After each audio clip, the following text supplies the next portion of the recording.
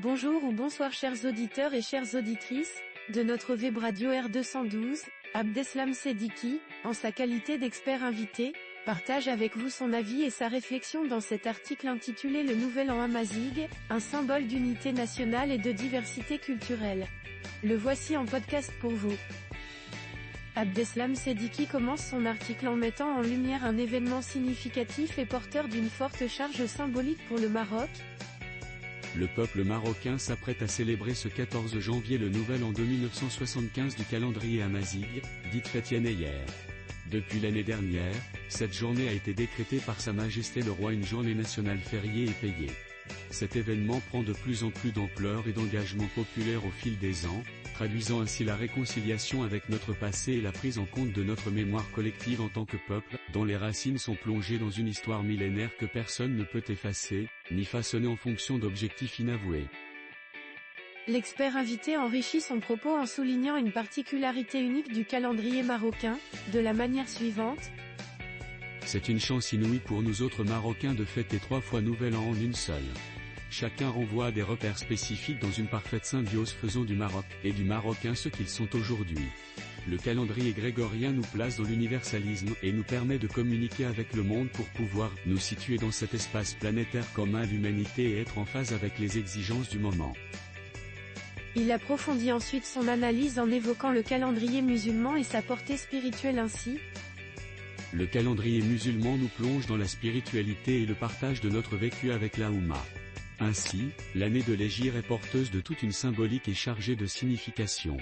Outre le nouvel an de l'Hégire correspondant au premier Moharrem, les musulmans, de par le monde, fêtent comme il se doit une série d'autres événements qui constituent des moments propices de partage et de communion. Abdeslam Seddiqui explore la spécificité et l'ancienneté du calendrier Amazigh ainsi. Le calendrier Amazigh, qui remonte à près de 3 siècles, est le plus ancien de tous. L'origine, semble-t-il, remonte à l'accession d'un Amazigh au statut de pharaon d'Égypte en l'an 950 avant Jésus-Christ. On l'appelle également l'année agricole dans la mesure où les saisons de l'année Amazigh s'accommodent mieux au déroulement des travaux agricoles. Ainsi, en célébrant le premier jour de l'an le 14 janvier, autour d'un repas partagé en famille, les Amazighs se préparent dans une liesse populaire et dans une ambiance festive à l'année agricole avec l'espoir d'engranger une bonne récolte, à Sabat, année due en Amazigh, pendant que les enfants se mettent à danser au rythme de Agouza. Il met ensuite en avant les pratiques festives et la symbolique de Yenneyer pour les Amazighs, et met l'accent sur l'importance de préserver cette culture ancestrale de cette manière. Cet attachement à la terre n'a fait que se renforcer au fil des ans et des siècles. C'est dire que la paysannerie marocaine n'est pas née de la dernière pluie. C'est la résultante d'un long processus historique qui s'étale sur des siècles au cours desquels elle a acquis une dextérité et un savoir-faire reconnu tant en matière de technique d'irrigation, que de travail des sols ou de l'organisation des assolements. Les technocrates et experts en agriculture intensive auraient beaucoup à apprendre en se rapprochant de la paysannerie marocaine traditionnelle et en étudiant les modes de culture utilisés qui s'adaptent parfaitement aux conditions climatiques et à l'usage de l'eau devenue par les temps qui courent une denrée rare. Notre politicien revient sur l'importance de la reconnaissance officielle de la culture amazigh en disant : c'est cette culture ancestrale, physiocratique et écologique, qu'il convient aujourd'hui de préserver et de renforcer. Notre pays, après quelques hésitations de départ, a su comment apporter progressivement des réponses positives à cette problématique. Le discours royal d'Ajdir de 2001 ayant annoncé la création de l'Institut royal de la culture amazigh, IRCAM, a déclenché une véritable dynamique en rétablissant des rapports de confiance par la reconnaissance de la composante amazigh de notre culture nationale et en coupant l'herbe sous les pieds des pêcheurs en eau trouble. La Constitution de 2011 est venue mettre définitivement les pendules à l'heure et régler le pays sur l'horloge amazigh, en considérant la langue amazigh comme langue officielle à côté de l'arabe.